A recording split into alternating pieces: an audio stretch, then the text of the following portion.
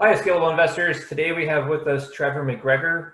Trevor is the leading force behind well-known names in real estate, such as Joe Fairless and others. He's basically a high-performance master coach with over 25,000 hours of coaching under his belt. He worked with the Tony Robbins Group for over 10 years before starting his own practice, and now works with, again, high-level real estate investors, entrepreneurs, world-class athletes, and even Fortune 500 executives. And he's also an active real estate investor, investing in multifamily, self-storage, and even hemp farms in Colorado. So, Trevor, how are you doing today?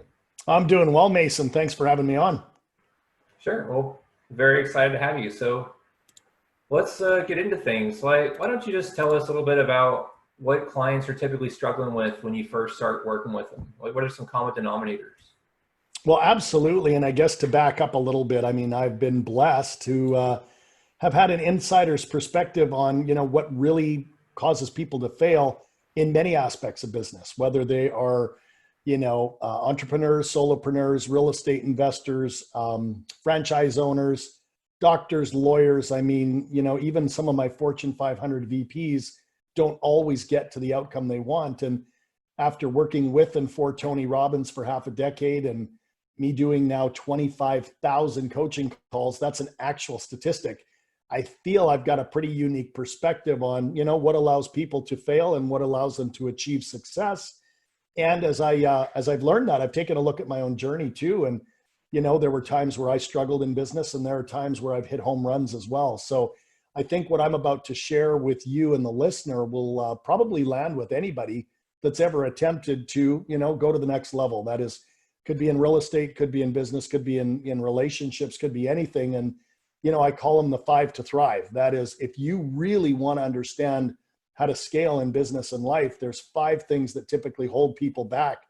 And really, Mason, the first one is what I call, a lack of a strategic plan.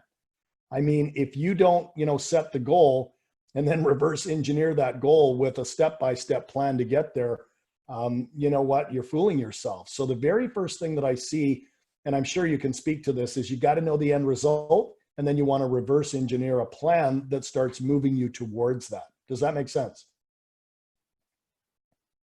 Yeah, that makes a lot of sense. Yeah. So that takes us to number 2. And number 2 is really what I call, limiting beliefs.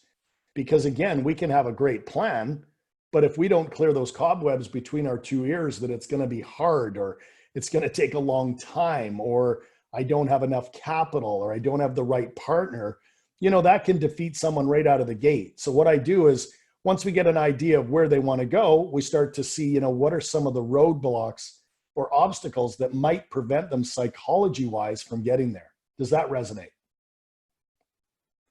Yeah, absolutely. You bet. The third one, and I'm sure that you'll find this is common for yourself or other people that you work with, is, lack of taking massive action. That is, we can have the plan, we can get rid of limiting beliefs, but man, if you're not out there taking what I call intelligent and inspired action, again, you're not going to get to your outcome. So those are the real core of the 3. But I find that in the 5 to thrive, there's 2 other things that really, factor in as well. Does that make sense? I'm following you. Yeah. Yeah, you're following good. Because number 4, I think, is probably familiar to everybody on the planet, and that is poor time management. I mean, we've all been given, a unique opportunity to work within a context of what's called 168 hours a week. Because you've got 168 hours in your week, I got 168 hours in my week. Tony Robbins has them, Oprah Winfrey has them, Joe Fairless has them. But what are you doing with that time? Now, of course, we're going to sleep for some of that. We're going to eat, pay the bills, spend time with family. But what are you doing to your dedicated real estate time? Or what are you doing to your dedicated business time? And I find that, most people really don't understand productivity. Most people don't understand that there is a way of doing things in the right order at the right times for the right reasons, but they don't really think about it. They just do busy work. And that's something that I see holds a lot of people back. Yeah, I think we can all relate to that. That makes a lot of sense. Absolutely. And then number 5, the final one, is really what I call a lack of accountability. I mean, if you don't have somebody holding your feet to the fire, making sure that you do what you say you're going to do, the path of least resistance kicks in and you find yourself, on the couch watching Netflix. So of course, at the end of the day, I don't mind watching a little bit of Netflix, but my coach, my boss, Tony Robbins, calls the television, the electronic income reducer, right? Because it doesn't make us money. It can entertain us. But at the end of the day, if you want to be a real estate investor, an entrepreneur, a solopreneur, a business owner, or you want to achieve phenomenal levels of success, those 5 to thrive things are really what I support people in, making sure that we don't run into those roadblocks, those obstacles, or anything like that. Does that resonate with you? Oh, yeah. Okay. So why don't we go into a little more detail? How do you really team up with your clients and help them to achieve these things and overcome these 5 common obstacles? Yeah, well, again, as a master coach, at the level I'm at now, I work with predominantly anybody, but my favorite people to work with are real estate investors, kind of like Joe Fairless, or, maybe Andrew Campbell from Wildhorn Capital, or, maybe Danny Randazzo from passiveinvesting.com. These are all guys that have, I guess, a level of professionalism, in corporate behind them. Joe was in the advertising business. Andrew, did his corporate gig. Danny worked for Deloitte and Touche for a number of years. And then you get to that point in life where you decide, man, am I going to stay with corporate, or am I going to burn the boats and go, step into my identity of an entrepreneur or a real estate investor and do that full time? So when these guys come to me, it's generally through word of mouth, or they generally hear me on a podcast. They generally find me, on a stage somewhere in the world speaking, because I do a lot of real estate, events where they might be in the US, they might be in Canada, they might be in, the UK. I've spoken on stages as far away as Australia, because at the end of the day, people come to me because they're professionals who are already achieving some success, but they know that there's another level. It's like, why be good at real estate when you could be great? Or maybe they're already great. Why be great when you could be outstanding? Or why just stay at outstanding when you can go to the top level? Something that I believe Joe Fairless has, and I'm blessed to have been Joe's coach and still am since 2013. I mean, I knew Joe before he even owned any apartment buildings. I knew Joe before any of the books. I knew Joe before his podcast. I knew Joe before the conferences, right? But Joe was one of those guys that I knew didn't want to be good, great, or outstanding. He wanted to be extraordinary, or what I like to call extraordinary. And so when you get a guy like Joe that's hungry, you get a guy like Joe that's passionate about real estate, I mean, the sky's the limit. And, I'm blessed to be able to say that Joe has just, conquered, the $1 billion mark in assets under management. He's got 10,000 doors, and him and his partner, Frank, with Ashcroft, aren't stopping anytime soon. They're going to set the next goal and they're going to keep moving towards it. So, for a lot of your listeners, that might sound like a tall order or a big number. But again, you got to start somewhere. And usually that's in single family, small multifamily. Then you move up to larger multifamily. You start doing syndications. But I'm telling you, for the committed, there's always a way. What do you think?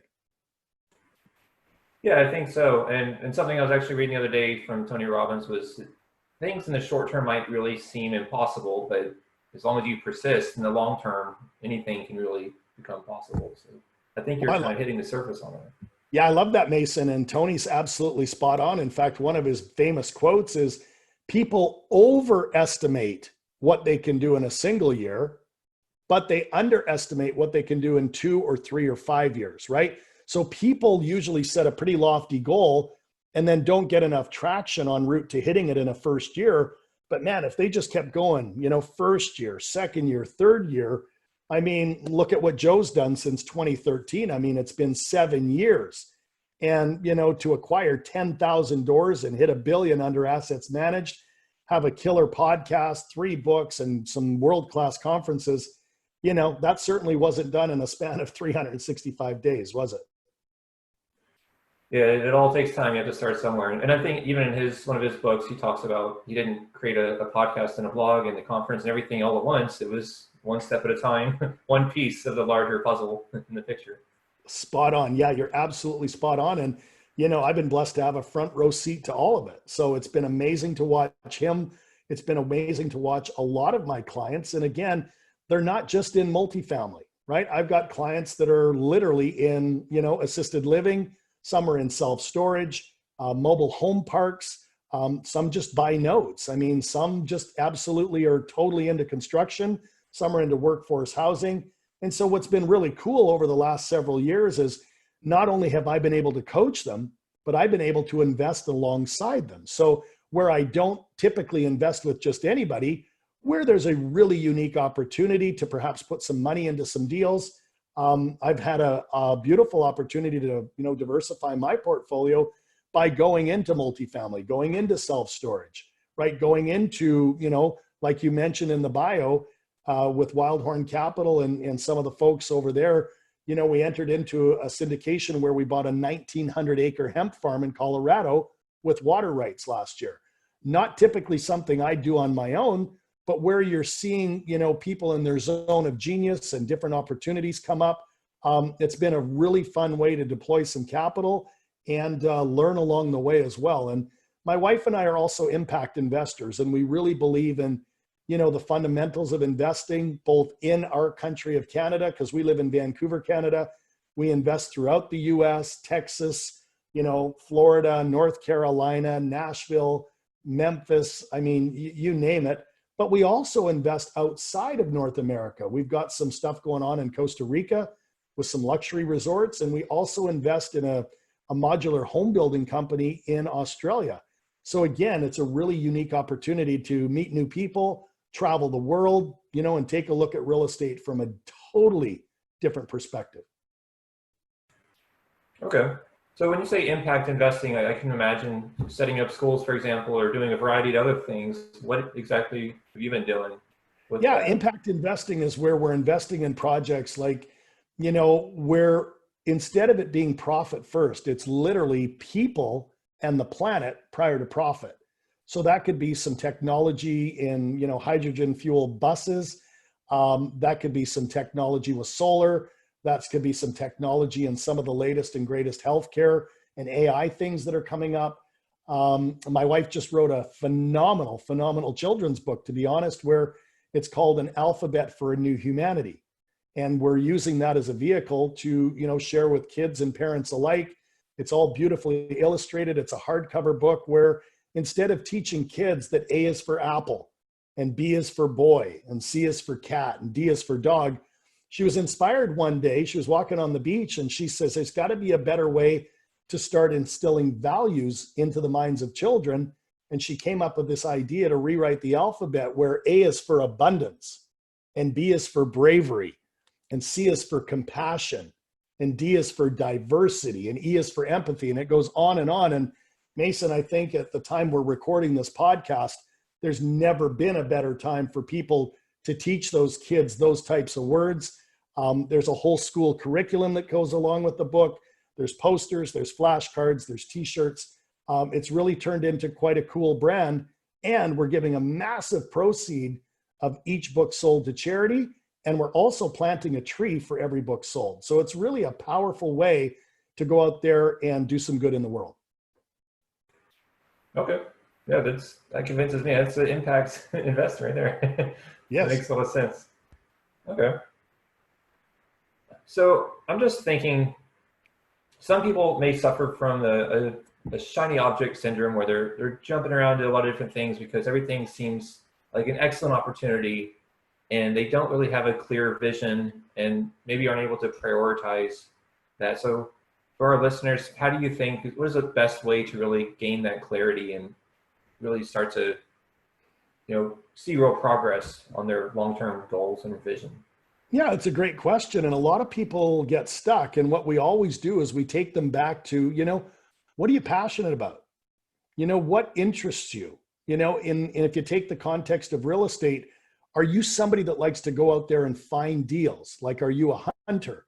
Or are you somebody that likes to, sit behind the computer and underwrite deals?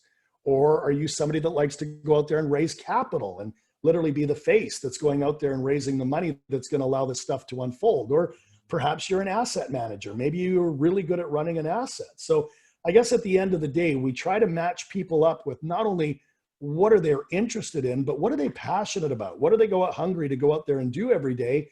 And what's something that they do where they can monetize it as well? Because we really believe that where there's passion, where there's hunger, that you can monetize it, because money is simply the byproduct of what it is that you do.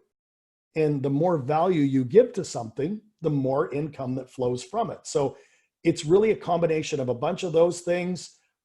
We obviously use different strengths finder, programs. We use disc and values programs to really elicit, the disc, which is DISC, which is how do they tend to show up every day, whereas the values portion is why do they think and behave the way they do. So at the end of the day, I guess there's a whole, toolbox that helps us really plug people into what they're meant to do and what they can monetize from doing it. Okay. Yeah, I actually heard the other day someone was using DISC to screen all potential employees. Are you familiar with that?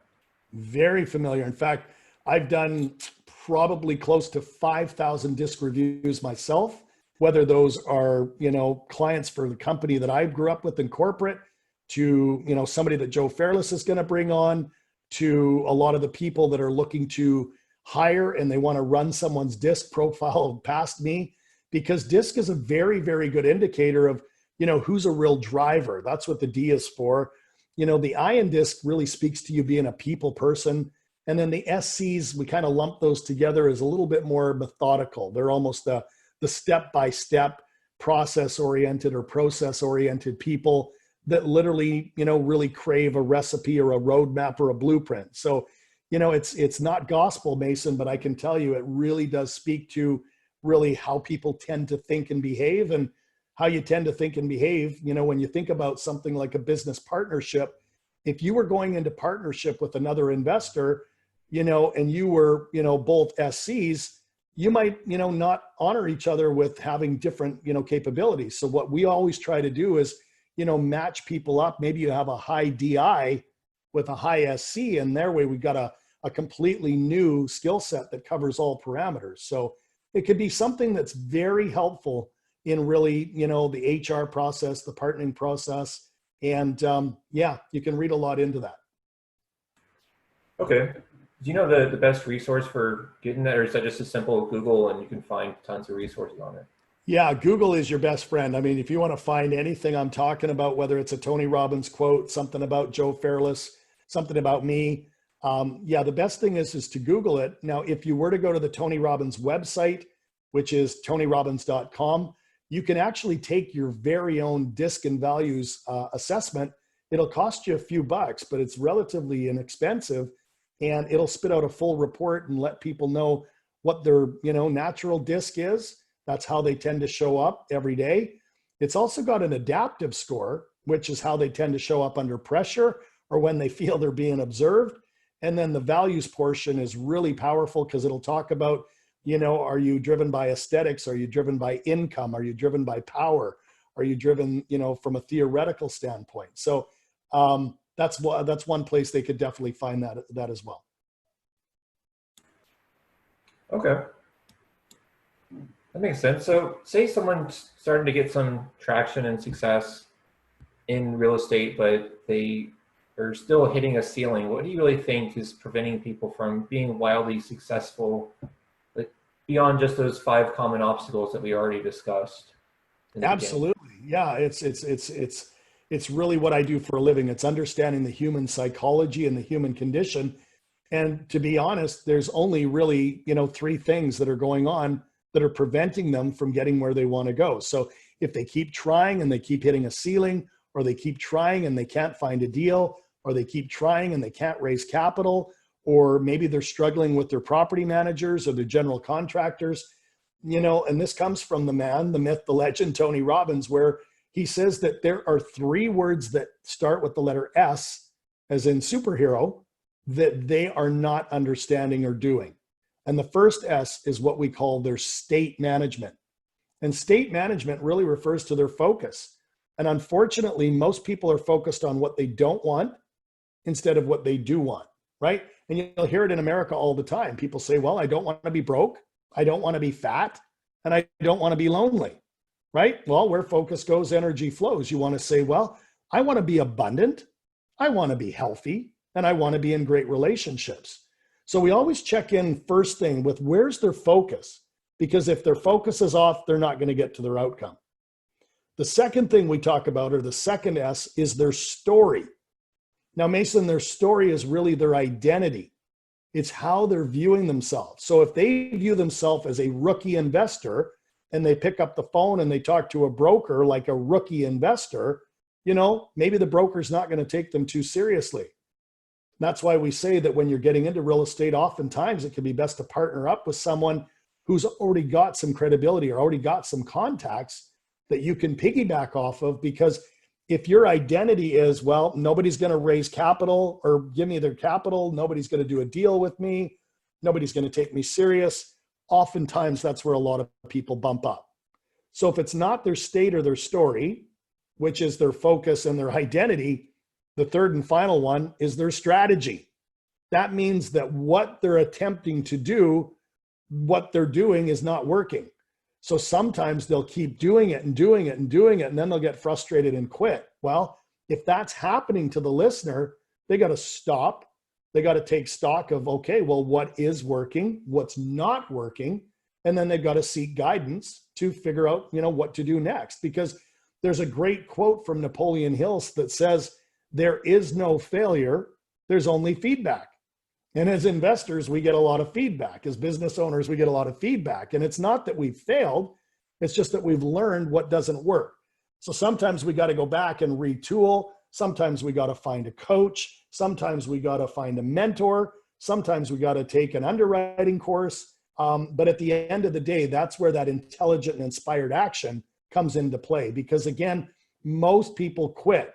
And they quit right before they could have had the deal. They quit right before the investor was going to say yes. They quit right before they figure out that one part of the underwriting that could have made that deal, a sweet deal. And so as I sit and look at people, and again, I don't just coach people in the US, I coach people in the UK, in Italy, in Asia, New Zealand, Australia. This is universal. So it doesn't matter if you're a new investor, doesn't matter if you're an intermediate investor, doesn't matter if you're a professional, like Joe trying to get to the next level. These are often things that you guys all need to check in with and ask, how am I showing up in my state? How am I showing up in my story? And, let's check in with my strategy. Is it helping me or hindering me? And if you keep doing that day in, day out, you will absolutely make progress to where you want to go. Yeah, that makes sense. It's really important to sharpen the saw and not just beat your head against the wall. I've actually heard in the world of online marketing where if there's a change in Google's algorithm, previously people would just do their old strategy even more, just multiply it, and it just doesn't work. They fall in the rankings, and they can really be applied to anything, real estate investing or other things. So spot on. Yeah. Absolutely true. It's really true. And your career, your finances, your relationships, your health, your fulfillment. I mean, and I guess, there's an absolute understanding that, we've always got to be learning. We've always got to be growing. We've always got to be contributing, because at the end of the day, you can't just sit still and do nothing. You got to get out there and literally learn and apply it, right? Rather than just learn it. Because a lot of people say, well, I read books, I listen to podcasts, but I haven't been able to get a deal yet. Well, it's not just that you learn it from books and podcasts, it's that you take action on it. Because I'll give you an example. If it was just the information alone, every librarian in the US would be a multimillionaire. And they're not, because it's not the information, it's the application of the information that's important. Would you agree?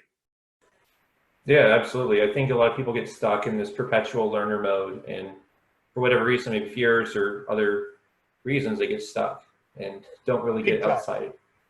It's huge. It's huge. And then it becomes like a rabbit wheel or a hamster wheel that they're stuck on, and literally they go nowhere.